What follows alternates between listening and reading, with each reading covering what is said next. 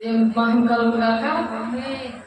శుక్రవారం దినంలో దేవుడు మనం మొరపెట్టినప్పుడు శ్రమలో మనకి తోడై ఉంటాను అని చెప్తున్నాడు. కాబట్టి దేవునికి ఆరాధిద్దాము. ప్రతి ఒక్కరూ ఏ శ్రమలో ఉన్నా దేవుడు తోడై ఉంటాను అని చెప్తున్నారు ఈరోజు. కాబట్టి దేవుని బిడ్డలారా ఆరాధించండి, దేవుని నామం పొందుకోండి.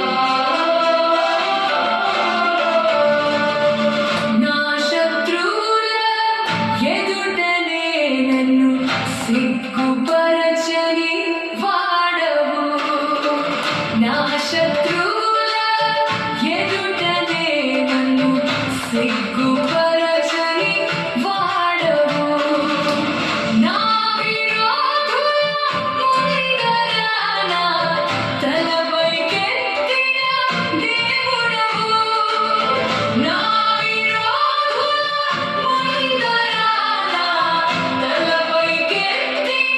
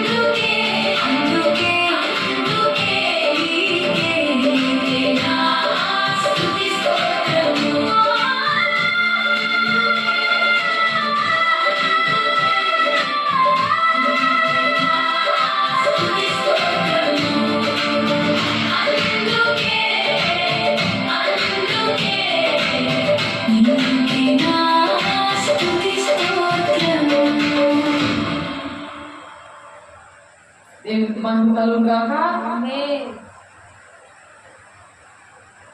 కీర్తనలో 91వ అధ్యాయము. దావీదు భక్తుడిని దేవుడు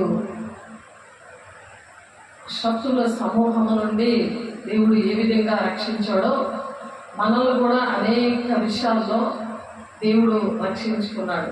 అందుకని మనము స్తుతియాగం అర్పించేవాడు తన మార్గాల్ని సరళం చేసుకుంటామని చెప్పాడు. మరో విషయంలో కూడా అలాగే చేశాడు. మోషేని దేవుడు ఆ విధంగా రక్షించుకున్నాడు. అలాగే దానియేలుని అంత భయము భక్తి కలిగి ఉన్న దేవతల ఆత్మ ఉన్న దానియేలుని కూడా దేవుడు సింహాల బోన్లో పడేసిన, సింహాల నోడు ముయించిన దేవుడు శత్రువులు ఎదుట భోజనం సిద్ధపరిచిన దేవుడు మనతో ఉన్నాడు. మన పాదములను రాయి తగలకుండా తన దూతంతో ఎత్తి కొట్టుకుంటాడంట దేవుడు. అటువంటి దేవుడిని మనం కలిగి ఉన్నాం కాబట్టి దేవుని యొక్క భక్తులు ఏ విధంగా నీతిగా న్యాయంగా జీవించారో ఆ విధంగా నూతన బంధంలో దేవుడు మన కోసం ఆయన ప్రాణం పెట్టిన దేవుడు జీవించుచున్నాను, ఇక మీదట జీవించుచున్నది నేను కాదు, క్రీస్తే నా యందు జీవించుచున్నాడు అని మనం ఎప్పుడైతే ఆ విధంగా ఉంటామో ప్రతి శత్రువుని కూడా విడిపించి దేవుడు మరి మనల్ని ఆ దేవుని తండ్రి చిత్తాన్ని నెరవేర్చే విశ్వాసముతో బ్రతికే వారిగా, విశ్వాసంతో ఉన్నవాళ్ళు ఏంటంటే దేవునికి ఇష్టంగా ఉంటారన్నమాట. విశ్వాసం లేకుండా దేవునికి ఇష్టమే ఉంది అసాధ్యం అని చెప్తున్నారు. కాబట్టి మనము విశ్వాసం కలిగి అలాగే తండ్రి చిత్తాన్ని నెరవేర్చడానికి దేవుడు మన మంచిగా ఉన్నారు. దేవుడు మరి ఇశ్రాయేలు ప్రజలు మరి దేవుని మాట వినకపోతే వాళ్ళ శ్రమంలో నుండి దేవుడు విడిపించలేకపోయాడు. మరి కానాన దేశానికి వెళ్ళలేకపోయారు. ఆయన ఆ విషయాలు మనం నేర్చుకుందాము. దావీదు మరి చెప్తున్నాడు కదా 91వ కీర్తనలో 15వ వచనం చూద్దాము.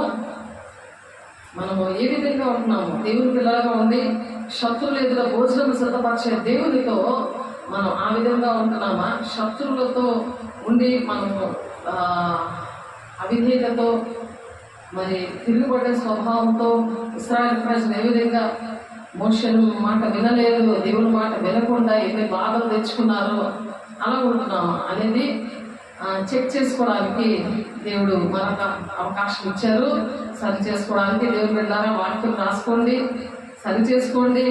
వాక్యం వస్తున్నప్పుడు వాక్యం ఏంటి, అది వెలుగే ఉంది, అది తెలివి లేని వారికి వాక్యము వెల్లడి అవుట తోడనే అది వెలుగు కలుగును, తెలివి లేని వారికి తెలివి కలిగిస్తుంది. ఆ తెలివి దేవుని యొక్క జ్ఞానము దేవుని సన్నిధిలో దేవుడు కుమ్మరిస్తుండగా ప్రతి ఒక్కరూ రాసుకోండి, దేవుని దగ్గర మొక్కుకోండి, విడిచిపెట్టండి, దేవుని దీవులు పొందుకోండి, శ్రమల్లో విడుదల పొందుకోండి అని దేవుడు మరొక అవకాశం ఇచ్చినప్పుడు దేవునికి మహిమ కలుగును గాక. అతడు నాకు మొదలు పెట్టగా నేను అతనికి ఉత్తరం ఇచ్చేదని అంటున్నాడు. ఎవరైతే సరి చేసుకుంటారో, ఎవరైతే దేవుని పిల్లలుగా దేవుని ఆత్మతో నింపబడి దేవుని కోసము నేను బ్రతుకుతాను, చావేదరేవేగా దేవుని మాట వింటానని ఎవరైతే విశ్వాసంతో జీవిస్తారో అటువంటి వారి కోసం చెప్తున్నారు. అతను నాకు మొరపెట్టగా నేను అతనికి ఉత్తరం ఇచ్చాను, శ్రమలో నేను అతనికి తోడై ఉండేదను, అతను విడిపించి అతన్ని గొప్ప చేస్తాను. ఎంత చక్కటి మాట చూడండి, ఎంత చక్కటి మాట దేవుడు దావీదు భక్తుడికి ఇచ్చిన వాగ్దానము దేవుడు మనకు కూడా ఇచ్చాడు. గాఢాంధకారపు లోయలలో నేను సంచరించని ఏ అపాయములకు నేను భయపడను. అంధకారం అనే మనుషుల దగ్గర ఉంటున్నా సరే మనకు భయమైంది. అంధకారం చీకటి సంబంధమైన ఏరియాలో మేము పనిచేస్తున్నాము, ఒక అనుభవంలో దేవుడు నేర్పిస్తున్నాడు. అంధకారం సంబంధించిన మనుషుల దగ్గర కుటుంబం ఏంటి, గ్రామం ఏంటి, ఉద్యోగం ఏంటి, ఎక్కడ ఉన్నా సరే అటువంటి ప్లేసుల్లో దేవుడు అటువంటి మనసు ఉన్నది కాబట్టి ఆ సింహాల లాంటి నోళ్ళని మూయించి దేవుడు ఆ దేవుని ఆరాధన ఏంటి, దేవుడు మహిమపరచడానికి ఏంటి, తండ్రి చిత్తాన్ని నెరవేర్చడానికి ఆ గొప్ప దేవుడికి అందుకే స్తుతియాగం అర్పిస్తున్నాము. దేవుని స్తుతి కలుగుగాక, మహిమ కలుగుగాక. గాఢాంధకారపు లోయలలో నేను సంచరించింది ఏ అపాయమని భయపడను. నీవు నాకు తోడేయుడు, నీ దుడ్డి కర్రయు నీ దండము నన్ను ఆదరించును. అదే వాక్యము. దుడ్డి కర్ర దండము ఏంటి? వాక్యం అనే దేవుడు మన దగ్గర ఉన్నప్పుడు అది మనల్ని బలపరుస్తుంది. అక్కడ దుడ్డికర్ర ఉంటే దొంగ కూడా వస్తాడు వాళ్ళ దగ్గర, పోలీసుడు పట్టుకొని తిరుగుతాడు, వాచ్మెన్ పట్టుకొని తిరుగుతాడు. ఒక్క దొరుకు వేస్తాడని అక్కడికి వెళ్ళరు, ఎందుకు బిజీ కానీ వాళ్ళు ఎక్కడ కూడా కనబడరు. వాచ్మెన్ కానీ, నైట్ వాచ్మెన్లు కానీ, మరి పోలీసులు కానీ తిరుగుతున్నాడు, ఎవరు రాడు కదా. అలాంటి వాక్యాన్ని మనము, అలాంటి దేవుడిని మనము కలిగి ఉన్నందుకు దేవుని దగ్గర ఎంతో మనము ఆనందించాలి. అలాగా దేవుడు పని చేయడు. కానీ పిరికి గల ఆత్మను దేవుడు ఇవ్వలేదు మనకి, పిరికి గల ఆత్మను ఇవ్వలేదు. మరి దేవుడు ఎక్కడ ఉంటుంది ఆ మాట? 1:7 ఉంటుంది ఆ మాట. తిరిగి గల ఆత్మ ఇవ్వలేదు నేను అంటున్నాడు. దేవుడు మనకు శక్తియు ప్రేమయు ఇంద్రియ నిగ్రహం గల స్వస్థ బుద్ధి గల ఆత్మనే ఇచ్చను కానీ పిరిగితనం గల ఆత్మను ఇవ్వలేదు. 2 తిమోతికి రాసిన పత్రిక 1వ అధ్యాయము 7వ వచనం.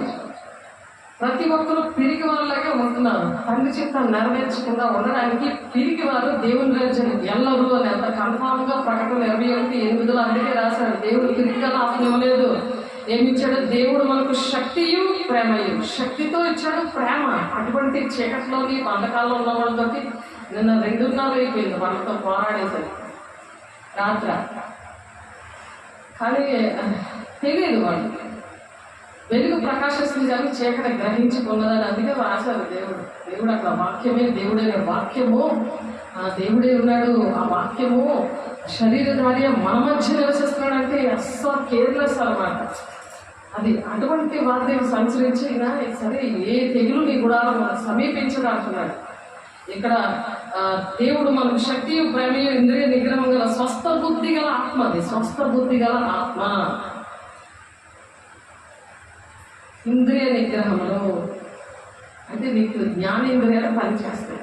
దేవుని యొక్క స్వరములు వింటాము. దేవునితో నీకు కాంటాక్ట్ ఎక్కువ ఉంటుంది, మనుషులతో ఉండదు. సాతానుతో నీకు ఎక్కువ ఉంటుంది. నీకు సాతానుతో మనుషులతో ఉంటుంది కాబట్టి పిరిగితనం వచ్చేస్తుంది. కాబట్టి అవి సరి చేసుకుంటే దేవుడు ఎలా తయారు చేస్తాడంటే, ఇక్కడ యెషయా గ్రంథం, యెషయా గారు ప్రవచిస్తున్నారు 65వ అధ్యాయం 24వ వచనం రాసుకోండి. ఆ వాక్యం పట్టుకొని అటువంటి వారికట వారికి ఈనాడు జరుగును, వారు వేడి కనుక మునుపు అంటే మనం చెప్పక ముందే, మనం ఏడక ముందే, మన బాధ చెప్పక ముందే వారు వేడి కనుక మునుపు నేను ఉత్తరం ఇచ్చేదను. వెంటనే జాబ్ వచ్చేస్తుంది. ఇంకా ఇంకెక్కడ ఎక్కువ నీకు అక్కడ జాబ్ వచ్చేస్తుంది. నీ బాధ ఏంటో, నీకు ఏది కావాలో అది నీ కళ్ళ ముందు ప్రత్యక్షమవుతుంది అనమాట. అలా జాబులు వస్తాయి. వారికి ఈనాడున జరుగును, వారు వేడి కనుక మునుపు నేను ఉత్తరం ఇచ్చేదను. ఆమేన్. నువ్వు చెప్పకముందే నీ దేవుడు నీ కోసం ఆలోచిస్తుంటే నీకు ఎంత బాగుంటుంది. రాత్రి అలాగే జరిగింది, ఉదయం కూడా అలాగే జరిగింది. చెప్పకముందు ప్రశాంతంగా ఉంటుంది అన్నమాట. ఎటువంటి శ్రమ ఉన్నా, ఎటువంటి బంధకాల్లో వాళ్ళు ఉన్నా, వాళ్ళు వచ్చినా, వాళ్ళు మనతో మాట్లాడుతున్నా, మరి వాళ్ళ కోసం ప్రార్థన చేస్తున్నా ఏం అనిపించదు. వాళ్ళు నలుగురిలో పెట్టి ఒక ఆమెని నానా మాట్లాడాలి పిల్లల విషయంలో అంటున్నా ఏం అనిపించలేదు ఆమెకి. మరి చర్చ్ ఇంట్లో కూడా సంఘము ఆ విధంగా దేవుడు నడిపించడానికి, ఆ ప్రేమను పంచడానికి టైము, తిండి అలాంటివన్నీ కూడా దేవుడు టైంకి ఏది తింటామో అది దేవుడు ప్రొవైడ్ చేస్తారు. కాకులకి ప్రవక్తకి ఏది చూడండి, కాకులతో ఆహారం ఎలా పెడుతున్నాడో. టైం ఎక్కువ దేవుడికి ఇస్తే దేవుడు అలాగా పోషించేస్తున్నాడు. కాకులకి ఏది మాంసంతో రొట్టెతోటి పెంచాడు, అలా పెంచేస్తున్నాడు దేవుడు. ఆ బాగు దగ్గర నీళ్లు ఉన్న బాగు దగ్గర కరువు ఉన్న టైంలో మరి అక్కడ యెజబెలు అందరినీ కూడా ప్రవక్తలందరూ చంపేస్తూ ఉంటాయి. ఈయన ఏదైతే బాగు దగ్గరికి తీసుకెళ్ళి ఏదైనా ఎలా పోషించేశాడో అలా పోషించేస్తున్నాడు దేవుడు. మహిమ కలుగును గాక. వారికి ఈనాడుగా జరుగును, వారు వేడి కొరకు మునుపు నేను ఉత్తరం ఇచ్చదను. అంటే మాకేది కావాలంటే దేవుడు పనిలో ఉన్నందుకు, దేవుడికి ఇష్టంగా నడుస్తున్నందుకు, చీకటి బంధకాల్లో ఉన్న వాళ్ళ విషయంలో ప్రేమ వరిస్తున్నాను దేవుడే ఇస్తాడు. పుట్టినే వస్తుంది ఆ ప్రేమ. చెత్త పనులు చేసిన వాళ్ళకి, చెత్త మాటలు అంటున్న వాళ్ళని, వాళ్ళకి అన్యాయం జరిగినప్పుడు వాళ్ళ కోసం నా సొంత బిడ్డ, నా పిల్లలు అనుకొని ఆత్మీయ బిడ్డల్ని చేరదీసినప్పుడు బాధ ఉంటుంది కదా. ఆలోచించండి. అలాంటప్పుడు వారికి ఇలాగన జరుగును, వారు వేడుకున్న మునుపు నేను ఉత్తరమించదను, వారు మనవి చేయుచుండగా నేను ఆలకించదను. ఇంకా చెప్పకముందే ఆయన ఏం చేస్తాడు? ఉత్తరం ఇస్తాడంట. వారు మనవి చేయకుండగానే నేను ఆలకిస్తాను. వాళ్ళు చెప్పక వాళ్ళు మనవి చేస్తుండగా, వాళ్ళు ఇలాగ బాధపడిపోయి వాళ్ళు దేవుడికి చెప్తుండగా ఆయన వెంటనే వింటుంటాడంట. చూడండి, పరలోకపు తండ్రి ఎంతగా మనల్ని ప్రేమిస్తున్నాడో, అలాంటి మనసున్న వాళ్ళని ఎంతగా దేవుడు చూసుకుంటున్నాడో. అందుకే ఎలాంటి శత్రువులు ఎదుట భోజనం సిద్ధపరిచే దేవుడు సిగ్గుపడనివ్వని అంటున్నాడు. ఆయన దేవుడి పిల్లల్ని సిగ్గుపడనివ్వను, తల పైకెత్తే వాడనమాట దేవుడు. నేను చెప్తానే కానీ మా పరిస్థితులు అవన్నీ తెలియవు. ఆ సాక్ష్యాలు బట్టి అమ్మ దేవుడు అంత మహిమగల దేవుడు, దేవుని బిడ్డల్ని ఎంతగా ప్రేమిస్తాడనే విషయాలు తెలుస్తాయి. కానీ బయట మేము రారాజు బిడ్డలా కనబడతాం. చాలా వీళ్ళకి లోటు లేదు, వీళ్ళు ఎంత రారాజు బిడ్డలు, ఎంత మంచి బిడ్డలు బయట కనబడే వాళ్ళకి అలా కనబడతాం. రిచ్గా, క్లాస్గా దేవుని పిల్లలు అలా బయట కనబడతాం. కానీ దేవుని పిల్లల విషయంలో దేవుడు వెంటనే ఎందుకు వింటున్నాడు, వీళ్ళ మాటను ఎందుకు వింటున్నాడు, వీళ్ళు ఏదైతే ఎందుకు జరుగుతుంది అనే విషయాలు మనం వాక్యం దగ్గరికి వస్తే దేవుని ఆనాడు భక్తుల విషయంలో కూడా అవి జరిగాయి. ప్రవచనాలు భక్తులు యెషయా గారు ప్రవచించారు, అవి మన జీవితాల్లో జరుగుతున్నాయి. దేవునికి మహిమ కలుగును గాక.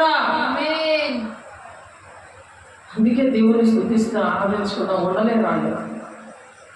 కృతజ్ఞతాస్తుతులు చెల్లించకుండా ఆయన మహిమపరచకుండా మరి పరిశుద్ధాత్మ దేవుడు మరి ఆయన విషయంలో వివరించకుండా ఉండనివ్వడు.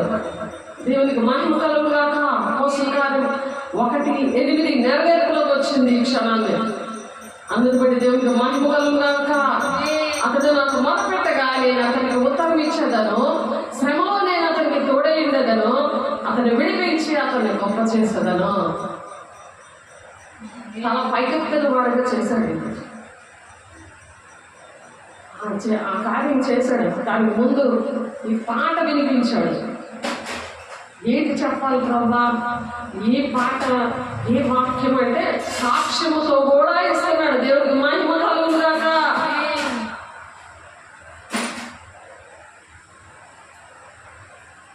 ఎందుకంటే నేను మీకు ఏ సంగతి ఆజ్ఞాపించిందో వాటినన్నింటినీ గైకొనవాలని వారికి బోధించండి. అది ప్రధానమైన ఆజ్ఞ. నేను ఏ సంగతులు మీతో చెప్పానో దేవుడు మనతో చెప్తాడు. నువ్వు ఈ పని చేయి, నువ్వు ఇది చెప్పు, ఈ పాట పాడు అని చెప్తే అలా ఆయన బోధించినప్పుడు మీకు బోధిస్తాం. మరి అనేక మంది అటువంటి శ్రమలో ఉన్నారు. అనేక మందిని చాలా హింసపడుతున్నారు ఈ రోజుల్లో. ఈ దినాల్లోని చాలా ధనాపేక్ష ఉంది. వ్యభిచార ఆత్మ చాలా వెంటాడేసి ఇలాగలాగా బైబిల్ అవ్వట్లేదు. ఎలాంటి పరిస్థితిలో అవుతుందంటే దేవుడు ఎందుకు రక్షించట్లేదు అని అడుగుతున్నాడు సైతానుడు మరి రివర్స్గా. అటువంటి వారిని ఎందుకు రక్షించట్లేదని సైతానుడు క్వశ్చన్ వేస్తున్నాడు. మరి ఆయన సైతానికి ఇష్టం ఉంటే మరి సైతానుడే ఆయనకి ఆ పనులు అప్పచెప్తాడు. సైతానికి అప్పచెప్పేస్తుంది కదా దేవుడే. దేవుడికి చోటు ఇవ్వకపోతే నేను సాతానికి అప్పచెప్తాను, అపవిత్రతకు అప్పచెప్పుతాను అని ఉంది రోమ 1:24.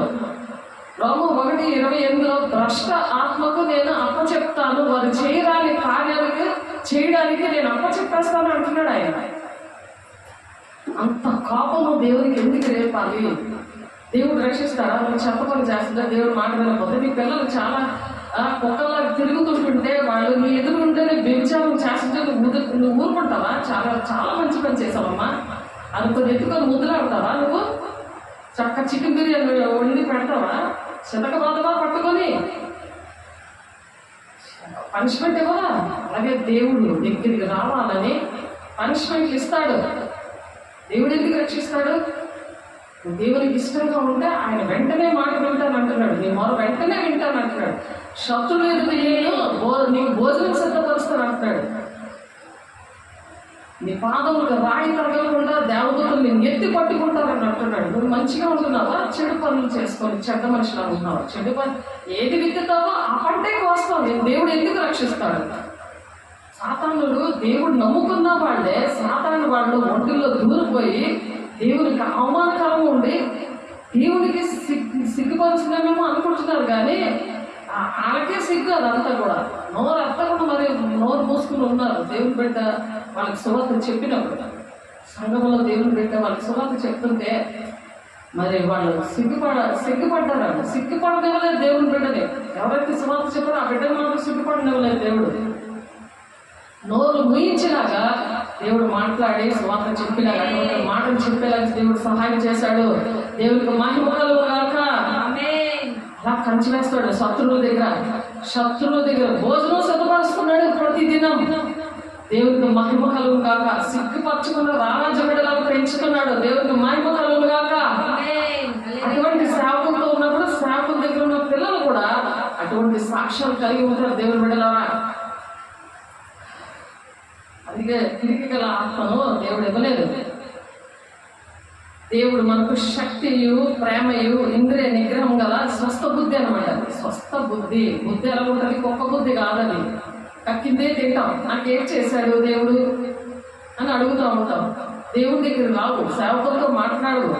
గొప్ప బుద్ధి అది, స్వస్థ బుద్ధి కాదు. అప్పుడు తిరిగి తరం గల ఆత్మ వస్తుంది. నాకు ఎందుకు ఎప్పుడు తిరిగి గల ఆత్మ, ఎందుకు నాకు పరిశుద్ధాత్మ ఎందుకు ఎప్పుడు అని అడుగుతుంది. దెయ్యమే అడుగుతుంది. ఎలాగొస్తుంది? నువ్వు కుక్క బుద్ధితో ఉన్నప్పుడు నువ్వు స్వస్థ బుద్ధి కావాలంటే నమ్ము, లెమ్ము, తేజరిల్లేమో, నీపై వెలుగు ఉదయించింది అని సేవకులు ప్రార్థన చేసినప్పుడు నీకు అర్హత లేకపోతే వెలుగు వచ్చింది నీ మీదకి. నీకు కొన్ని పనులు అప్పచెప్పారు. పని చేయకుండా ఆశీర్వాదాలు కావాలి. నేను పని చేయను కానీ ఆశీర్వాదం కావాలి. కానీ ఉద్యోగం చేస్తావు డబ్బులు కావాలని, డబ్బుల విషయంలో మాత్రం మాట వింటావు. కానీ దేవుని ఆశీర్వాదాలు, అభిషేకము, దేవుని రాజ్యం కావాలంటే మాట వినవు. నాకు దేవుడు ఎందుకు చేయలేదు అని మన దేవుడికి క్వశ్చన్ వేస్తారు. దేవుడు ఎందుకు కాపాడలేదు? ఇప్పుడు వైర్ అవుతుంది కదా, 15 సంవత్సరాల అమ్మాయిని 32 కలిసి పాటు చేసి 5 రోజులు ఆ పిల్లల్ని చంపేశారు, అమ్మేశారు, హోటళ్ళకి అమ్మేసి ఆటో డ్రైవర్ స్కూల్కి వెళ్తున్న పిల్లల్ని ఎందుకు దేవుడు రక్షించలేదు? అది సైతాన్ని అడుగుతుంది. పౌరుషం రావాలా లేదా మనకి?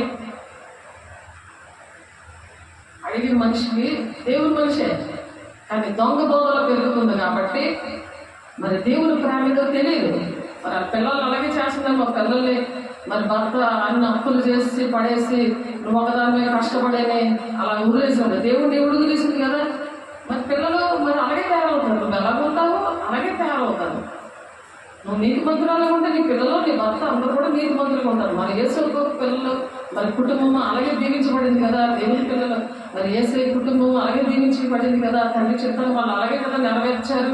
దేవునికి మహిమ కలుగును గాక. ఇర్మియా గారు చెప్తున్నారు, నేను మిమ్మల్ని గూర్చి ఉద్దేశించిన సంగతులు నేను ఎరుగుదును, రాబో కాలమందు మీకు నిరీక్షణ కలుగునట్లు. అవి ఎలా ఉన్నాయి? రాబోయే విషయాల్లో ఎంతో ఆశీర్వాదకరంగా ఉన్నాయి. చూడండి, ఇర్మియా గ్రంథము, ఇర్మియా భక్తుడు చెప్తున్నాడు, ఇర్మియా ప్రవచిస్తున్నారు. మనం రాబోయే సత్యస్వరూపి అనే ఆత్మ ఎవరిలో అయితే ఉంటుందో రాబోయే సంగతులు దేవుడే బయలుపరుస్తాడు. దేవుడికి మహిమ కలుగును గాక. దేవుడు సంభవింపబోయే సంగతులు బయలుపరుస్తాడు. ఆ ఇర్మియా గారికి ఆ విధంగానే బయలుపరిచారు. యెషయా గారికి ఆ విధంగా బయలుపరిచారు. ఆనాడు ప్రవక్తలు ఎలా బయలుపరిచాడు. ఈనాడు కూడా మన సత్యస్వరూపి అనే ఆత్మను పొందుకున్నప్పుడు మరి మనకు కూడా బయలుపరిచే దేవుడు. ఆ సాక్ష్యాలు మీరు వింటున్నారు. 29:11 ఇర్మియా గ్రంథంలో, నేను మిమ్మల్ని గురించి ఉద్దేశించిన సంగతులు నేను ఎరుగుదును, రాబో కాలం మీకు నిరీక్షణ కలుగునట్లుగా అది సమాధానకరమైన ఉద్దేశంలో కానీ హానికరమైన కావు. ఇదే యెహోవా వాక్కు. శత్రువుల దేవుడి దగ్గర భోజనం సిద్ధపరిచే దేవుడు మరి ఓదార్చి దేవుని పిల్లలతో, నేను మిమ్మల్ని గురించి ఉద్దేశించిన సంగతులు నేను ఎరుగుదును, మీకేమి తండ్రి చెట్టు మీ పట్ల ఏముందో అవన్నీ నాకు తెలుసు. రాబో కాలం మీకు నిరీక్షణ కలగాలని, అవి మీకు నిరీక్షణ కలిగినట్టు అవి సమాధానకరమైనవే. మీరేం బాధపడద్దు, కలవరపడద్దు. నిరీక్షణ కలిగి ఉండి మీరు సమాధానకరమైన ఉద్దేశంలో కానీ హానికరమైనవి కావు. ఇది యెహోవా వాక్కు అంటున్నారు.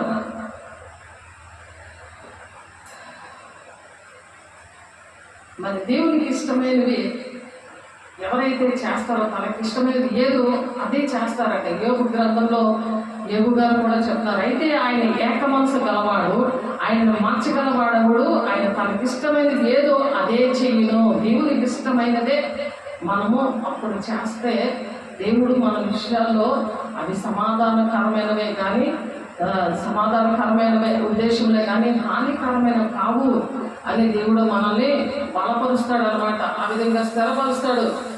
అందుకే దేవుడు మనం చెప్పుకున్నాము యోహాను సువార్తలో, యోహాను సువార్త 10వ అధ్యాయంలో జీవం కలిగిన మాటలు మనం ఎప్పుడైతే వింటామో ఆ జీవం మనలో వర్క్ చేసి దేవుని రాజ్యానికి మనం వెళ్ళడానికి దేవుడు అనేకమైన జీవ వాక్కులు మనకి ఇస్తాడు. జీవము కలుగుటకు, గొర్రెలకు జీవము కలుగుటకును అది సమృద్ధిగా కలుగుటకును నేను వచ్చిందని మీతో నిశ్చయముగా చెప్పుచున్నాను. నన్ను గొర్రెలకు మంచి కాపరి గొర్రెల కొరకు తన ప్రాణము పెట్టును. ప్రాణాలు తెగించేటువంటి సేవకులు మరి పరిచయం చేస్తారు, వాళ్ళు అలా నడిపిస్తారు. కాపరి దగ్గర ఉన్న విశ్వాసాన్ని ఆ విధంగా నడిపిస్తారు. దేవుని బిడ్డ సమాధానకరమైన ఉద్దేశాలు వస్తాయి, వారికి హానికరమైన విషయాలు ఏమి కూడా ఉండవు. వారు వేడుకొనున్నప్పుడు నేను ఉత్తరం ఇస్తాను, వారు మనవి చేయించుండగా నేను ఆలకిస్తాడంట. అటువంటి వారి మనవులు ఆలకిస్తాడు. కాబట్టి చిన్నపిల్లలారా, మీరు దేవుని సంబంధులు, మీలో ఉన్నవాడు లోకంలో ఉన్న వాడికంటే గొప్పవాడు. లోకంలో ఉన్నవాడు సాతానుడు. వాడి గొప్ప పనులు, వాడు ఆస్తి అంతస్తు అన్నీ ఇచ్చేస్తాడు. వాటికన్నా చాలా గొప్పవాడు ఈయన ఈ లోకంలో అని అంటున్నారు. చిన్నపిల్లలారా మీరు దేవుని సంబంధులు. మొదటి యోహాను 4:4 చిన్నపిల్లలారా మీరు దేవుని సంబంధులు, మీలో ఉన్నవాడు లోకంలో ఉన్నవాడి కంటే చాలా గొప్పవాడు. ఆ గొప్పవాడు దగ్గర ఆయన్ని మనం హృదయంలో పెట్టుకోవాలి. విశ్వాసం అంటే ఏంటంటే మరి విశ్వాసము అనే డాల్ అనేది మనకు ఉండాలి. సర్వాంగ కవచాలలో ఎఫెసీయుల 6వ అధ్యాయంలో మనం పోరాడినది దురాత్మల సమూహముతో, మనుషులతో కాదు, వాయుమండలంలో ఉన్న దురాత్మల సమూహముతో పోరాడుతున్నారు. కాబట్టి సత్యం మాట్లాడాలి, సత్య స్వరూపమైన ఆత్మను కలిగి ఉండాలి. అబద్ధాలు ఆడకూడదు, మోసపుచ్చే ఆత్మతోనే మరి దేవునితో వ్యాపారం చేయడం కాదు, సాధకులతో వ్యాపారం చేయడం కాదు. నీకు అవసరం ఉంటే నీతో మాట్లాడటం, లేకపోతే లేదు. హాయ్ బాయ్ అని చెప్పినట్టు కాదు, అది ఆలకి సంబంధం కాదు ఇది. మరి విశ్వాసము ఎవరికి ఉంటుంది? విశ్వాసం అనే డాలు, సర్వాంగ కవచాలు లేకపోతే విశ్వాసం అనే డాలు అగ్ని జ్వాలం బాణాలలాగా వాడు వేస్తూ ఉంటాడు. అంటే ఆర్పివేయడానికి విశ్వాసం అనే డాలు ఉండాలి. అందుకే శత్రువులని ఎదిరించడానికి సర్వాంగ కవచం అనేది కలిగి ఉండాలి. మనము శ్రమంలో మరి దేవుడు తోడే ఉండాలంటే, మన ప్రార్థన దేవుని సన్నిధికి చేరాలంటే, శుక్రవారం దినాన దేవుని దగ్గర మరి మొరపెట్టుకున్నప్పుడు, ఉపవాసం ఉన్నప్పుడు దేవుడు మన ప్రార్థనలు వినాలంటే విశ్వాసము అనే డాలుతో మనము జయించాలి. వాక్యంలో మీరు స్థిరంగా నిలబడాలి, వాక్యంతో స్థిరంగా ఉండాలి, వాక్యం ప్రకారం నడాలి. స్థిరమైన జీవితం అనేది అప్పుడు వస్తుంది. దేవునికి సమర్పించుకోవాలి జీవితాలు. నా జీవితం నీకు అంకితమయ్యా, నాకు కలిగిందంతా నీదయ్యా అంటే నీకు కలిగిందంతా సేఫ్గా ఉండాలి. లేకపోతే అది చిన్న సంచిలో పిల్లలేంటి, మరి ధనం ఏంటి, సమయం ఏంటి అన్నీ పోతుంటాయి. అది కారణం. అందుకే దేవునికి లోబడాలి, దుష్టుని ఎదిరిస్తారంటే సత్యవాక్యం మీద స్థిరంగా ఉండాలి. వినటం వల్ల మనకి విశ్వాసం వస్తుంది. వాక్యం వింటూ ఉండాలి. అస్తమాటికి రోమా 10:17 అటువంటి విశ్వాసం వినటం వలన విశ్వాసం వస్తుంది. క్రీస్తుని కూర్చున్న మాటల వల్ల కలుగుతుంది. మనుషుల వల్ల మాటలు కాదు, దేవునితో నువ్వు కాంటాక్ట్ పెట్టుకోవాలి. దేవుని మాటలు వింటూ ఉండాలి. అటువంటి సేవకులతో నువ్వు కాంటాక్ట్ పెట్టుకోవాలి. క్రీస్తుని కూర్చున్న మాటల వల్ల కలుగుతుంది. కాబట్టి మా దోషంలో మేము ఎదుగా ఉంచుకొని, ఎందుకంటే ఆ వాక్యంలో మనం సరి చేసుకుంటాం కదా, అలా సరి చేసుకోకపోతే మరి కీర్తన 10వ అధ్యాయం 8వ వచనంలో, కీర్తన 10వ అధ్యాయం 8వ వచనంలో ఒకటి ఉన్నది. ఎందుకంటే దేవుని మన మనుషుల యొక్క పాపాలు, రహస్య పాపాలు దాచుకొని ఉంటే, ఒప్పుకోకుండా, దేవునితో వినకుండా, వాక్యం వినకుండా, వాక్యాల ప్రకారంగా సరి చేసుకోకుండా ఉంటే ఎలా ఉంటుంది? కీర్తన 10వ అధ్యాయం 8వ వచనంలో చూడండి, మీకోసం చదువుతున్నాను. 90 కీర్తన 90 కీర్తన 10 ముందు మనం చదివాం కదా. 90 కీర్తన 10 చూడండి ఒకసారి. కీర్తనలో 90 మనం సరి చేసుకోకపోతే, వాక్యం చదివితే సరి చేసుకుంటారు, వాక్యం చదవకపోతే సరి చేసుకోలేరు, వాక్యం వినకపోతే సరి చేసుకోలేరు. 90 మా దోషములను నీవు ఎదుట ఉంచుకొని ఉన్నావు, నీవు నీ ఎదుట ఉంచుకొని ఉన్నావు. దేవుని దగ్గర మన దోషాలు ఎదురుగుండా ఉంటాయి. అలాగా ఒప్పుకోలేనంత వరకు కూడా నీ దోషాలు ఎక్కడ ఉంటాయి? దేవుని ఎదుట ఉంటాయి. నీ ముఖ కాంతిలో మా రహస్య పాపములు కనబడుచున్నవి. ఆయన ముఖ కాంతిని నువ్వు చూస్తున్నప్పుడు నీకు కనిపిస్తాయి. ఆయన ముఖ కాంతి ఎక్కడ ఉంటుంది? వాక్యంలో ఉంటుంది. ఒక ఆమెకి రాజ్యంలోని రాజేశ్వరి అని ఒక ఆమె ఉన్నది. ఆమె అక్క అక్క అని పిలుస్తుంది ఎంత ప్రేమగా. ఆమెకి భర్త 3 పిల్లలు ఉన్నారు. భర్త ఒక వ్యభిచారికి అంటికి పోయాడు. పిల్లగా 3 ఆడపిల్లలకి పెళ్ళిళ్ళు చేయాలి. ఆమెను దేవుడు తీసుకొచ్చాడు, ఇక్కడ కూడా తీసుకొచ్చి ప్రార్థన చేస్తున్నప్పుడు తనతో మాట్లాడుతున్నప్పుడు మోకరించి ఏసై నా కుడి పక్కన ఉండడం చూసింది. నేను మాట్లాడుతుంటే నా పక్కన నిలబడ్డాడు దేవుడు. చూసింది దాన్ని, ఎప్పుడు అలా చూడలేదు.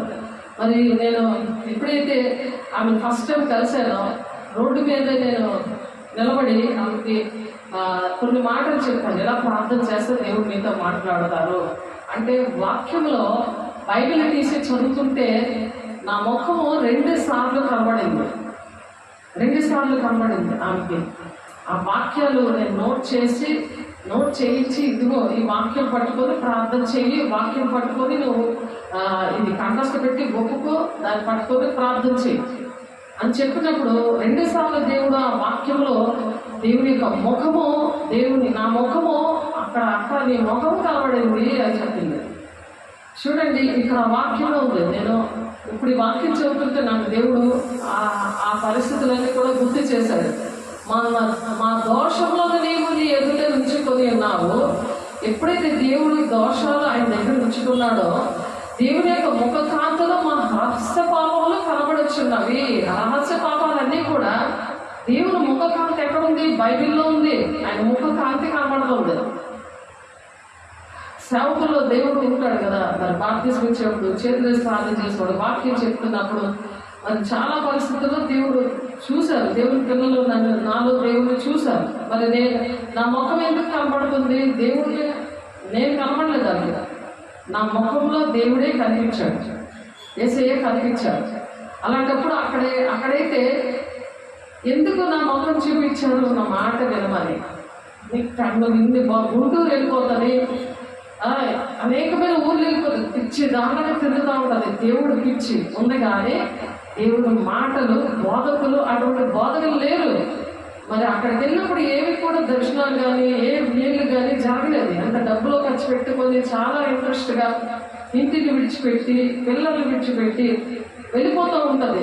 ఆ ఇల్లు బాగుండాలి, కుటుంబం బాగుండాలి అని చెప్పి. కానీ ఎప్పుడైతే ఈ విషయాలన్నీ నాకు చెప్పినప్పుడు వాళ్ళని తిరక్కు, వాక్యమే మనకు ఆధారం. ఆ వాక్యం పట్టుకొని ఇలా ప్రార్థన చేయాలి, ఇలా దేవుడు విడిపిస్తాడు, ఇలా ఒప్పుకోవాలి, అప్పుడు దేవుడు నీకు విడిపిస్తాడు అని చెప్పినప్పుడు ఆ వాక్యాలలోని నా ముఖమును దేవుడు చూపించారు. దేవుడికి మహిమ కలుగును గాక. నీ ఉగ్రతను భరించుచునే మా దినములన్నీ గడిపితిమి అంటాడు. నిట్టూర్పులు విడిచినప్పుడు మా జీవిత కాలము జరుపుకుందాము. నిట్టూర్పులు విడిచినట్లు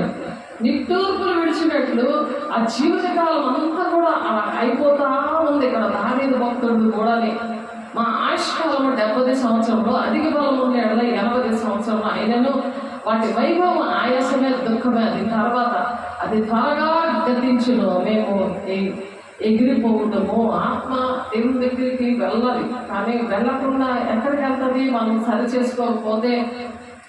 అందుకని మనము దేవుడికి మాట వినాలి. వాక్యం ఎలా ఉందో అలాగా దేవుని దగ్గర విశ్వాసం కలిగి ఉండాలి. అందుకని వినటం వల్ల విశ్వాసం ఆ విధంగా కలుగుతుంది.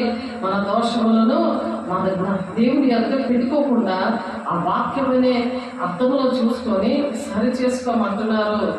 అందుకని అతిక్రమ క్రియలను బట్టి ఆయన గాయపరచబడ్డాడు. మన అతిక్రమ క్రియలను బట్టి మన క్రియలు ఎట్లయితే దేవుడిని నమ్ముకున్న పేరు మాత్రమే కానీ నువ్వు జీవిస్తున్నావు ప్రేమ పేరు మాత్రమే కానీ నువ్వు మృతుడవే పని చేయట్లేదు కదా, తిరిగి తరుగుతున్నావు కదా.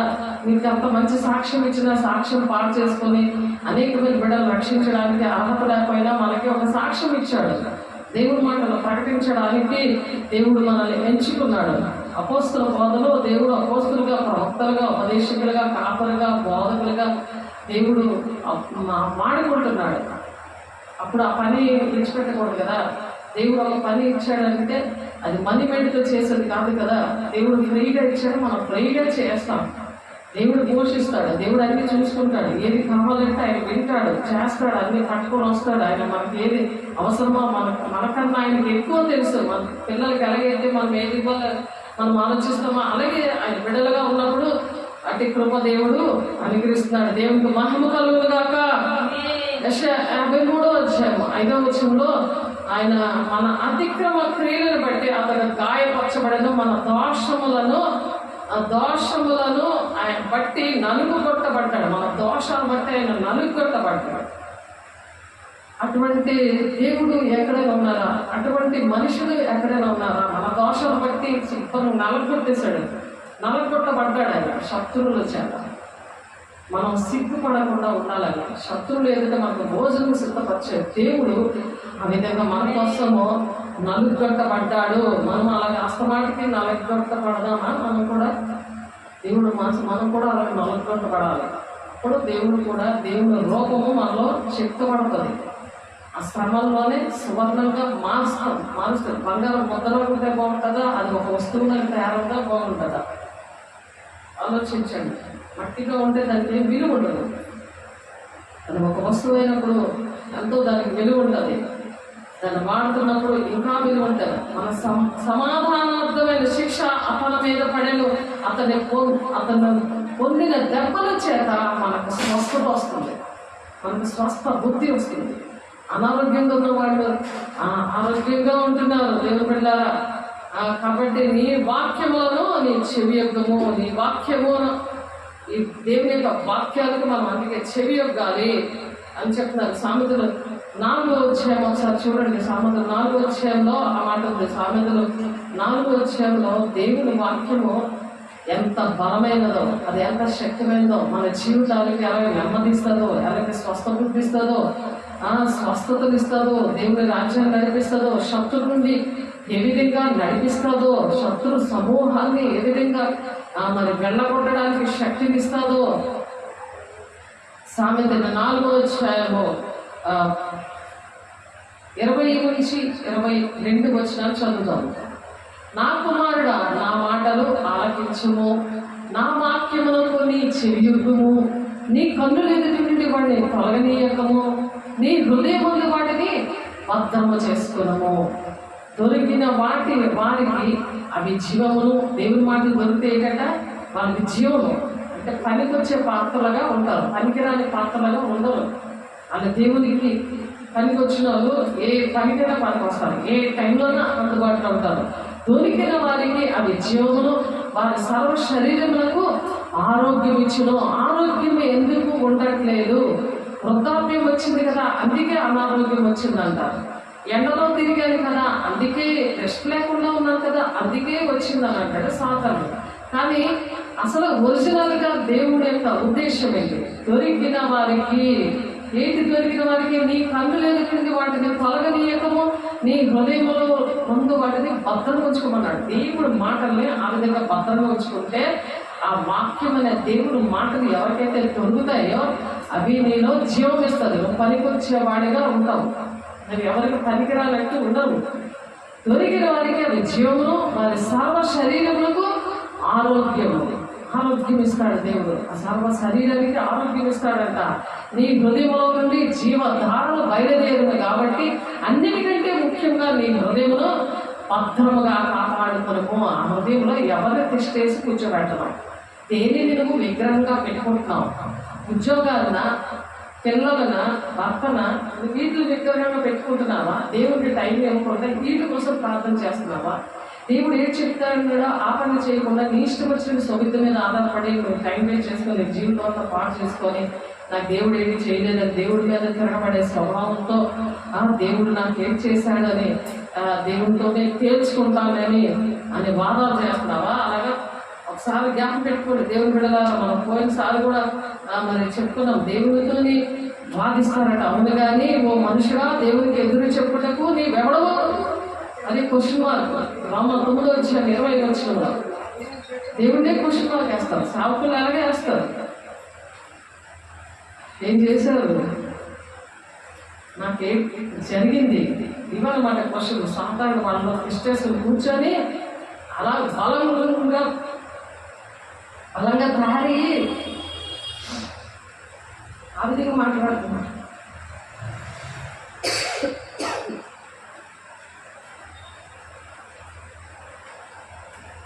మూర్ఖపు మాటలు నోటికి రానీయకము, కదవ నుండి కుటిలమైన మాటలు రానీయకము. నీ కన్నులు ఈతోటి చూడగా సరిగాను, నీ కన్ను రెప్పలు నీ ముందర సుట్టిగానే చూడాలి. నీ వాక్యాన్ని నువ్వు చూడాలి. అన్నిటినీ చూస్తే నీకు అలాగే ఉంటుంది పరిస్థితి. నీవు నడిచే మార్గంలో సరాలు చేయము, అప్పుడు నీ మార్గములన్నీ స్థిరములను. వేదంలో అన్ని స్థిరంగా నిలబడలే. నీ జీవితం అప్పుడు స్థిరపడుతుంది, నీ కుటుంబం స్థిరపడుతుంది, నీ సంఘము, నీ దేశము, నువ్వు చేస్తున్న పని, నీ గ్రామం అంతా కూడా స్థిరంగా ఉంటుందంట. నిన్ను బట్టి అలాగే లైట్ హౌస్ లాగా ఉండాలి. మనం లైట్ హౌస్ వైజాగ్లో ఉంది కదా లైట్ హౌస్, అది పెద్ద ఓడలకు దారి చూపిస్తూ ఉంటుంది. మనం అలాగే ఉండడానికి దేవుడు అపోస్తుల బోధలో పెంచుతున్నాడు. దేవుని బిడ్డ పరలోకమందు తండ్రి కృపాశ్రమంలో యేసయ్య ఏ విధంగా కూర్చున్నాడు, తండ్రి చిత్తాన్ని నెరవేర్చి మనం కూడా అలాగే కూర్చుంటాం. ఎందుకంటే మరి వేసే పెళ్లి కుమారుడు కదా, మనం పెళ్లి కుమార్తెగా మరి పెళ్లి కొడుకు పక్కనే కూర్చోవాలి కదా. జయిస్తే మనం జయించే వాళ్ళని నా సింహాసనం మీద కూర్చోబెడతానన్న ప్రకటన గ్రంథంలో ఉంది. అది నెరవేర్పు అనమాట. నెరవేర్పు జరుగుతుంది, అది ఇంకా జరగలేదు. కానీ ప్రవచనం అనేది ఇక్కడ ఎఫెసీ పత్రికలో 1వ అధ్యాయము 20-21 వచనంలో ఉంది. ఆయన తన బలాతిశయము చేత క్రీస్తుని మృతుల్లో నుండి లేపి సమస్తమైన ఆధిపత్యము కంటేనే, అధికారము కంటేను, శక్తి కంటేను, ప్రభుత్వము కంటేను ఈ యుగమందు మాత్రమే కాక రాబోయే యుగమందు పేరు పొందిన ప్రతి నామము కంటేను ఎంతో హెచ్చుగా పరలోకమునందు ఆయన తన కుడిపార్శ్వమున కూర్చుండబెట్టుకొని ఉన్నాడు. పరలోకంలో తండ్రి దేవుడు కుమారుడిని కూర్చుండబెట్టుకున్నాడు. ఆ విధంగా పేరు పొందిన మన ప్రతి నామము కంటే ఎంతో హెచ్చుగా. ఇక్కడ పేర్ల కోసము శాపలు కప్పించుకోవాలి, బొగ్గలు అందుకోవాలి, దండలు ఇచ్చుకోవాలని ఈ పొంగిపోయిపోయింది. గొప్పతనాలు, నాకెంత గొప్పతనమో అని సరే ఎన్ని గొప్పతనాలు ఉన్నా సరే అవేమీ చల్లవు. అంత గొప్పతనాలు మానవుల గొప్పతనాల కోసమే చూస్తారే తప్ప మరి ఇంకేమీ కూడా చూడరు. అందుకే యోగులు 20-6 వారి ఘనత ఆకాశమంత ఎత్తుగా పరిగెత్తను, మేఘములంత ఎత్తుగా వారు తలలు ఎత్తుకున్నాను. వాళ్ళు ఎలా ఉంటారంట, తమ మనము నశించు రీతిగా వారు అలా నశించిపోతారంట. అది మనం చెప్పుకున్నాం. అందుకనే ఇక్కడ గొప్పతనాలు మనకొద్దు. దీన హృదయంలో దీన మనసు ఉన్నప్పుడు, దీన మనసున్న హృదయంలోనే దేవుడు నివసిస్తాడు. ఎవరో మనల్ని పట్టించుకున్నారు, ఎవరు మనం లెక్క చేయలేదు, అవన్నీ మనకు అనవసరం. దేవుడు లెక్క చేస్తున్నాడా, దేవుడు మనం కలిగి ఉన్నామా లేదా, దేవుడు దృష్టిలో ఉన్నామా లేదా, దేవుడు మన మొదలు ఆలోచిస్తున్నాడా లేదా, దేవుడు మనసులో ఉన్నది గ్రహించి మన కోసం చేస్తున్నాడా లేదా. అదే ఇందాక 65 వచ్చి 24 వచ్చంలో చూసాం. వారు వేడు కనుక మునుపు నేను ఉత్తరం ఇచ్చేదను. మనం చెప్పక ముందు ఆయన ఉత్తరం ఇచ్చేస్తాడు. నీ మనసులో ఏముందో దానికి జవాబు ఆయన చెప్పేస్తుంటాడు. నీకు మాట్లాడుతూ ఉంటాడు అనుక్షణం కూడా. ఏంటి ప్రభా దీనికోసం ఏం చేయాలంటే, ఎందుకు దానికోసం బాధపడతావు, నువ్వు ఇలా చేయి అని అంటాడు. అలా మాట్లాడుతూ ఉంటాడు. అదే జరుగుతుంది. అలాగే మనం దేవుని దృష్టిలో మనం ఉన్నామని అదే చెక్ చేసుకోవాలి. ఆయన మాట్లాడుతున్నాడా లేదా, ఆయన జవాబిస్తున్నాడా లేదా. మనం అలాగా ఆయన్ని కలిగి ఉందము గాక. వారు మనమే చేయించుండగా నేను ఆలకించదను. చూడండి, ఆయన ఆలకిస్తే చాలా ఆలోచించండి. ఎవరో ఆలకించలేదు, ఎవరో పట్టించలేదు, ఎందుకు మనకి విష్ణుడున్నాడు మనిషిలో, అలా ఆలకించడు. దేవుడే విడిచిపెట్టించినప్పుడు మరి నీకెందుకు ఆ బాధ? నిన్ను దేవుడు పట్టించుకుంటున్నప్పుడు, దేవుడు నిన్ను నడిపిస్తున్నప్పుడు, నిన్ను దేవుడు పోషిస్తున్నప్పుడు, నిన్ను దేవుడు ప్రేమిస్తున్నప్పుడు, దేవుడికి కొన్ని పనులు అప్పచెప్పినప్పుడు దానికోసం పరిగెత్తాడా పనులు? గురి ఎద్దుకే నేను పరిగెడుతున్నాను అన్నాడా? నువ్వు ఆ పనులు పరిగెట్టు. నీ అంగతో పరిగెట్టుకుని వస్తారు అందులో. దేవుడు పరిగెట్టిస్తాడు. దేవుడికి మహిమ కలుగును గాక. ఆ సమయంలో సమాజ మందిరంలో అపవిత్రాత్మ పట్టిన మనుషుడు ఒకడును అక్కడ ఇప్పుడు దేవుడు అటువంటి పరిస్థితులు ఉన్నప్పుడు ఇప్పుడు ఎవరైతే అపవిత్రాత్మ కొంతమందికి తెలియదు కొన్ని విషయాలు. దేవుడు అందుకని కొన్ని కార్యాలు చేస్తాడు. దేవుడి మాట వింటున్న వారిని వాడుకోవడానికి ఇష్టపడతారు. ఎవరైనా సరే ఎవరినైనా సరే దేవుడు వాడుకుంటారు. ఎవరైతే మాట వింటారు. ఎవడైతే ఈ కొండను చూచి నేను ఎత్తబడి సముద్రంలో పడవేయబడమని చెప్పి తన మనస్సులో సందేహింపగా తాను చెప్తే ఆ కొండది వచ్చి అది సముద్రంలో పడిపోతుంది అనమాట. నిశ్చయముగా అలా నమ్మినప్పుడు అటువంటి నమ్మకంతో మనము బ్రతకాలి. అలా నమ్మకంతో బ్రతకాలి. అలాంటి విశ్వాసంతో ఉన్నప్పుడు దెయ్యాలు కనుగొట్టచ్చు. ఎలాగంటే నీవు ఏ అధికారం వల్ల ఈ కార్యాలను చేయించున్నావు అని అంటే వాటిని చేయుటకు ఈ అధికారం నీకు ఎవరిచ్చారని సాతాను అడుగుతూ ఉంటుంది. అయినా సరే మనం ఏంటంటే దేవుడు అక్కడ ఏం చెప్పారు, మీరు ఏ అధికారం వల్ల వీటిని చేయించున్నావో అది నీకు నువ్వు చెప్తే నేను కూడా చెప్తాను అన్నాడు. శాస్త్రంలో పరిశీలన నువ్వు చెప్పకపోతే నేను కూడా చెప్పను అనేసాడు.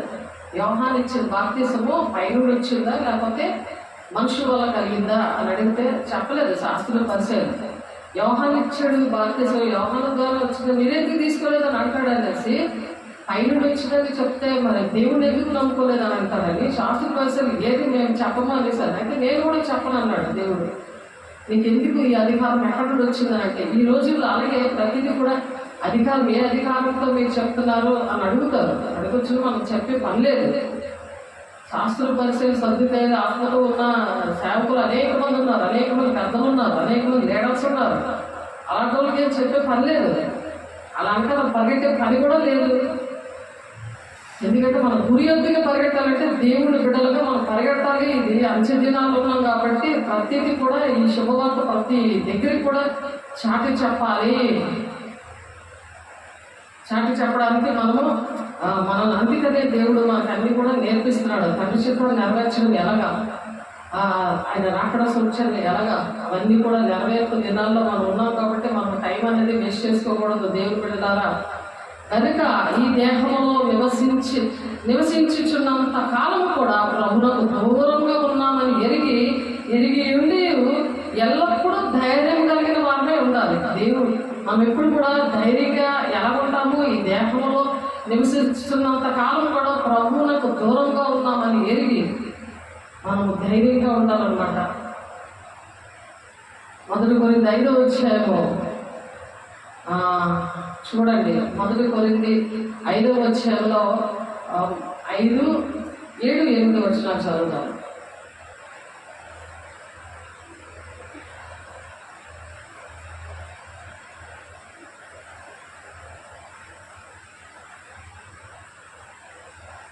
మీరు పులిపిండి లేని వారు కనుక కొత్త ముద్ద అవుటకే ఆ పాతదైన పిండి దాన్ని తీసివేయండి.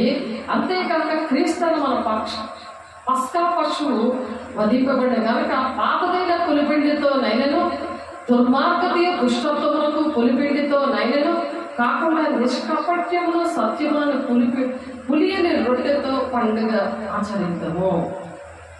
పులిపిండి అంటే పాపం. ఈ పాపముతో మనం దేవునితో ఉండలేము. సైతను సాంగత్యంతో అది పులిపిండి.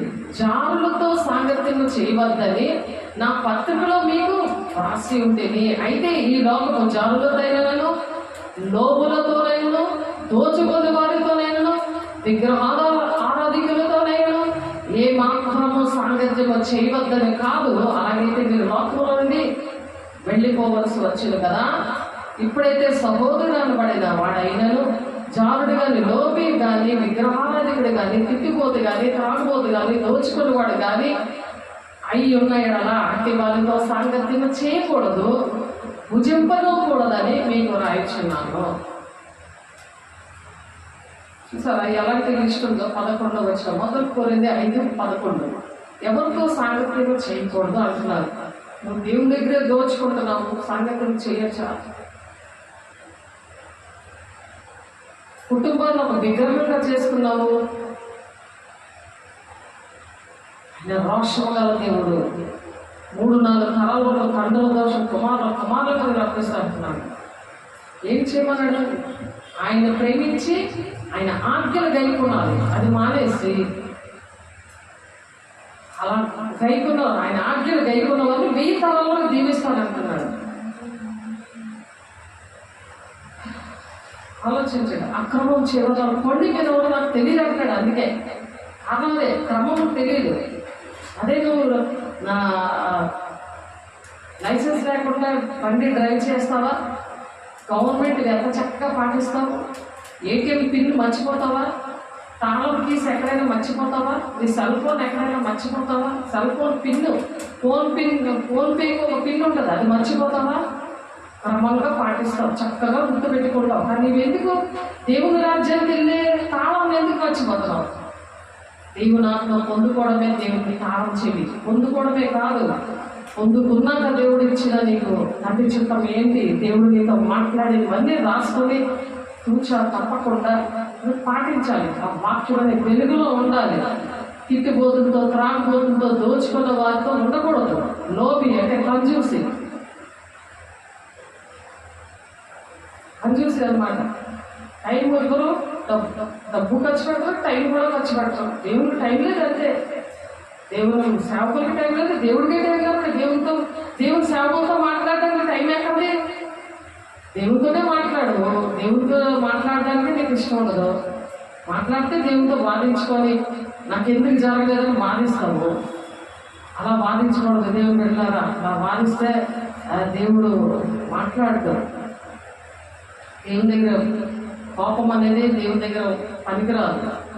దేవుని దగ్గర క్షమాపణ చెప్పుకొని దేవుని ప్రేమించి పశ్చాత్తాపంతో దేవుని సన్నిధికి వచ్చినప్పుడు శత్రువుల నుండి విడిపిస్తాడు. దేవుని సన్నిధి అనేది, దేవుని బలిపీఠం అనేది హృదయంలో పట్టుకోవాలి. హృదయం దేహము దేవుని ఆలయంలో పెట్టుకోవాలి. అలా నువ్వు ఎక్కడున్నా సరే దేవునితో మాట్లాడుకోవాలి.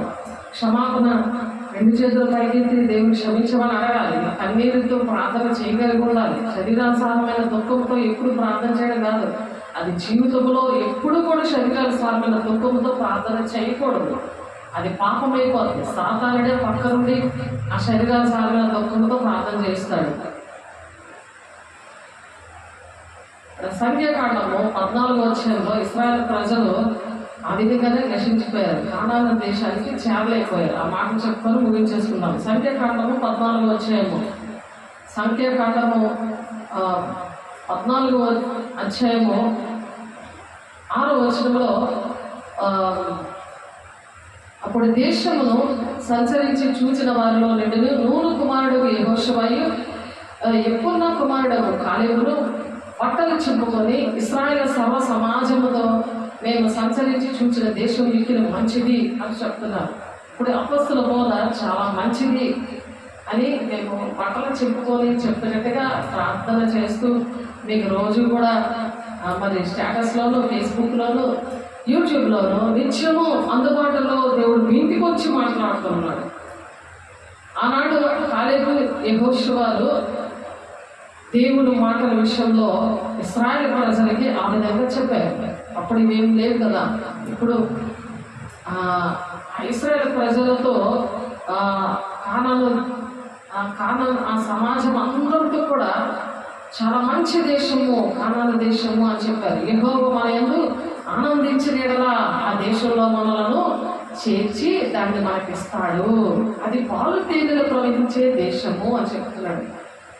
దేవుణ్ణి నువ్వు సంతోషపెడితే ఆ పాలు తేనెలు ప్రవహించే దేశంలో ఒక బిందె ఎంత ఉంటుందో అంత ద్రాక్ష పండు ఉంటుంది అన్నమాట. అలాంటి ద్రాక్ష పండు, గెలలు, అంజూరు పండ్లు ఇవన్నీ కూడా మోసుకొని వస్తారు అక్కడ నుంచి. ఇశ్రాయేలు ప్రజలకి ఎంత చెప్పినా బట్టలు చించుకొని చెప్పడం అంటే అంత వేదనతో చెప్పడం అని అర్థం. పిచ్చోడ్లాగా పిచ్చోడు బట్టలు చెప్పుకుంటాడు. అంటే అంత వేదనతో వీళ్ళు ఎందుకు మాట వినట్లేదు అనేసి అంటే అదే ప్లేస్లో మరి 10 గోత్రాల నాయకులు వెళ్ళి ఆ దేశం మంచిది కాదు, అక్కడ శత్రువులు ఉన్నారు, మనం అక్కడ ఉండలేము అని తప్పుడు బోధకుల్లాగా ఇలా తప్పుడు మాటలు చెప్తారు. దేవుని పిల్లలుగా యెహోషువ కాలేబు చెప్పిన మాట ఎవరు వెళ్ళలేదు. ఆ విషయాలు చూడండి. ఇది సంఖ్యాకాండము 13వ అధ్యాయము, సంఖ్యాకాండం 13వ అధ్యాయంలో ఉంది. ఆ మాటలు చెప్పుకొని ముగించేద్దాము. సంఖ్యాకాండం 13వ అధ్యాయము 29వ వచనంలో 29వ వచనం 29 నుండి చదివితే అక్కడ మీకు అర్థమవుతుంది. మిగిలినవి మీరు చదువుకోండి పూర్తిగా.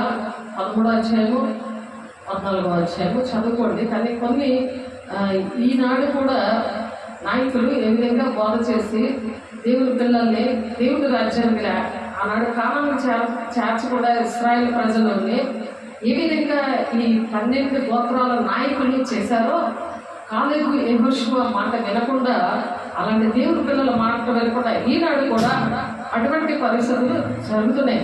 అమాలేకులు దక్షిణ దేశంలో నివసించుచున్నారు, హిత్తీయులు, యెబూసీయులు, అమోరీయులు కొండ దేశంలో నివసించుచున్నారు, కానానీయులు సముద్రం నదికి యోర్దాను నదీ ప్రాంతంలో నివసించుచున్నారు అని చెప్పారు. శత్రువులు అలాంటి వాళ్ళ దగ్గర మనం వెళ్ళకుంటాం అని వీళ్ళు దొంగబోధ చేస్తున్నారు.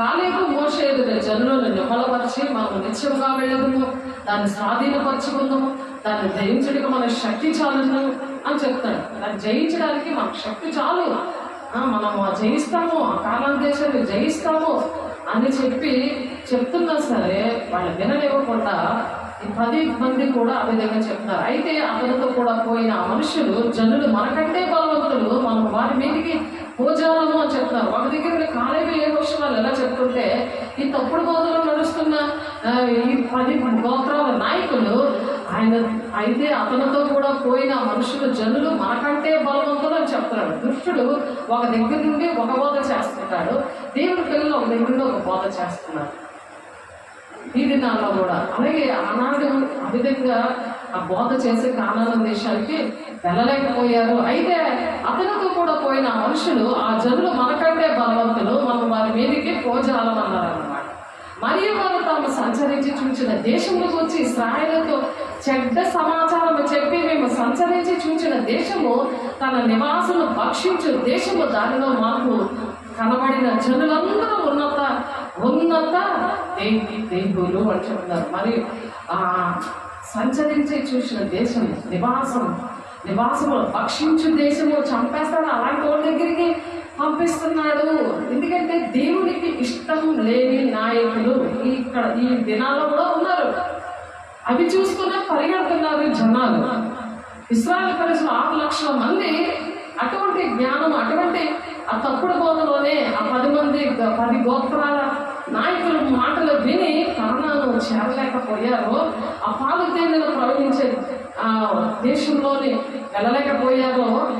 ఇప్పుడు పరిశుద్ధ పట్టణమైన బంగారు పట్టణాలకు కూడా వెళ్ళకుండా కాలేబు యెహోషువ విషయంలో కూడా దేవుడు అలా సహాయం చేస్తాడు. అక్కడ నెఫీలీయులు సంబంధులైన అనేక వంశపు నెఫీలీయులు చూచితివి, మా దృష్టికి మేము మెడతల వలె ఉన్నాము, వారి దృష్టికి అట్లే ఉన్నాము అని చెప్పి మధ్య ఈ 12 గోత్రాల నాయకులు చెప్తున్నారు. మేము మెడతలాగా ఉన్నాము, వాళ్ళు జైలు. నెఫీలీలు అంటే ఇప్పుడు సర్కస్లోని కింద కార్లో పెట్టుకొని ఎంత పొడుగు నిలబడి వస్తుంటారు కదా, మనుష్య కుమారులు దేవతల పెళ్లి చేసుకుంటారు, అప్పుడు నెఫీలీలు పుడతారు. అలా ఉన్నారు, అలాంటి మనుషులు భక్షించేవారుగా ఉన్నారు అని తప్పుడు బోధ చేశారు.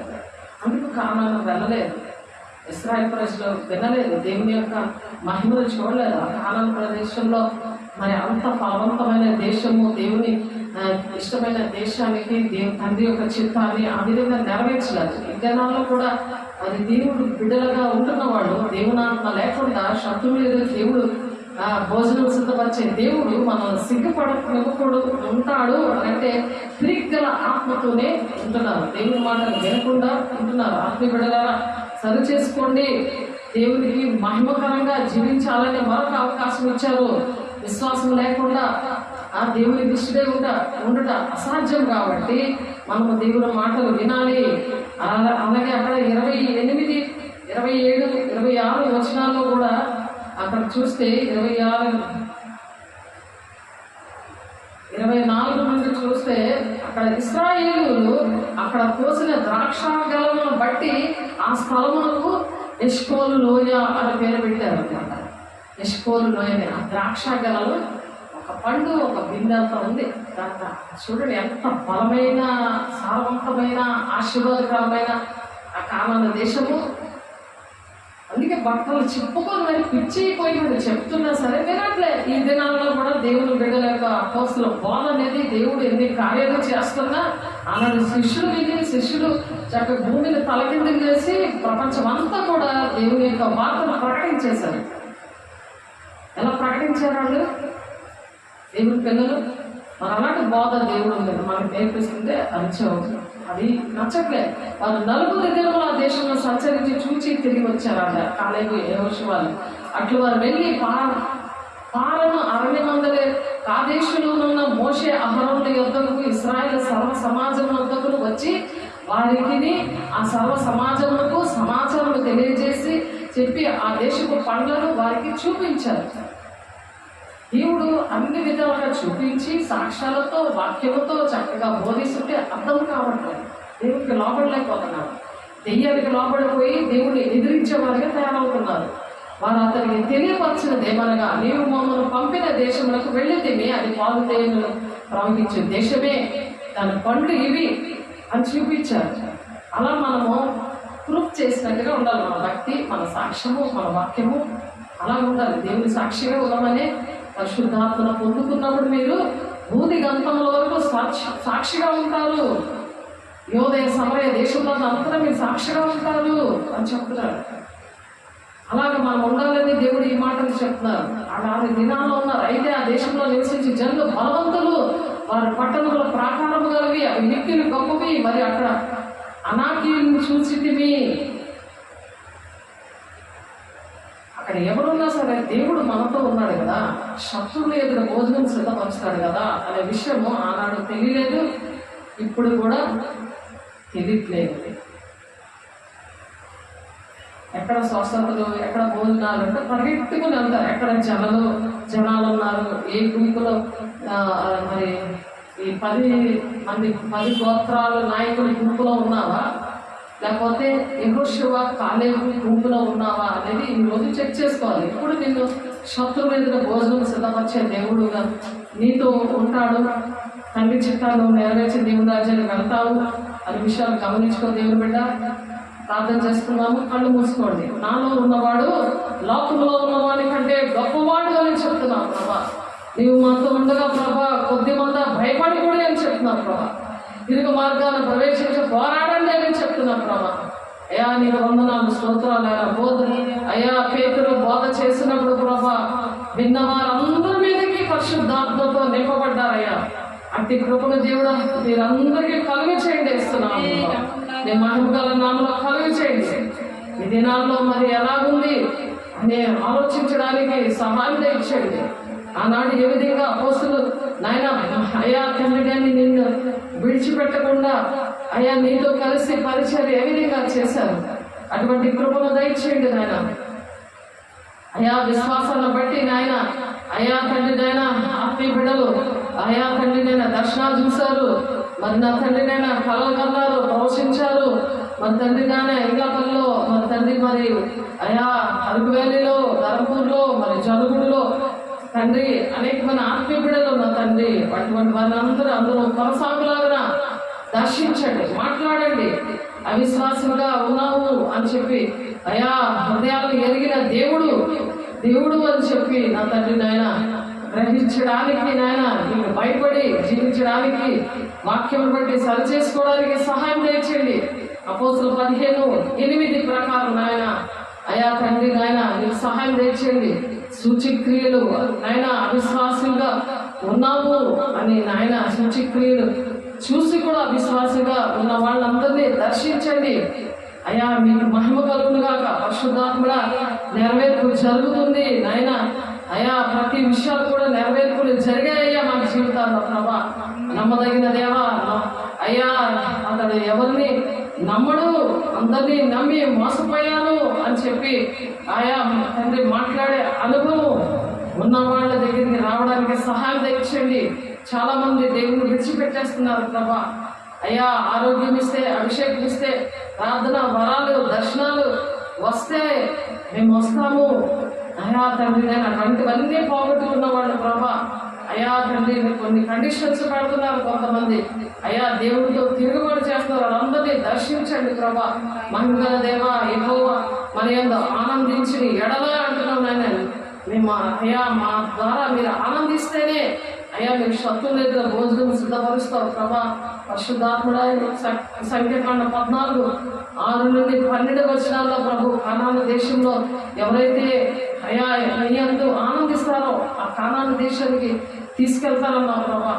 ఈనాడు పరలోక రాజ్యానికి తీసుకెళ్ళడానికి మా మధ్యలో ఉన్న దేవా మేము సంతోషపెట్టే వారిగా ఉంటాము. మేము మా బిడ్డలు, మా సంఘము, మా కుటుంబాలు ఉంటామయ్యా. మమ్మల్ని క్షమించండి, కనికరించండి, కృప చూపించండి. మా బిడ్డలు క్షమించండి అయ్యా, మీ కృప చూపించండి. మహిమగల దేవా అభిషక్తులని పాదాలు పట్టుకొని బతలాడుకుంటున్నాం నాయన. సరి చేసుకునే పశ్చాత్తాత్మ హృదయాన్ని ప్రతి ఒక్కరికి అనుగ్రహించండి నాయన.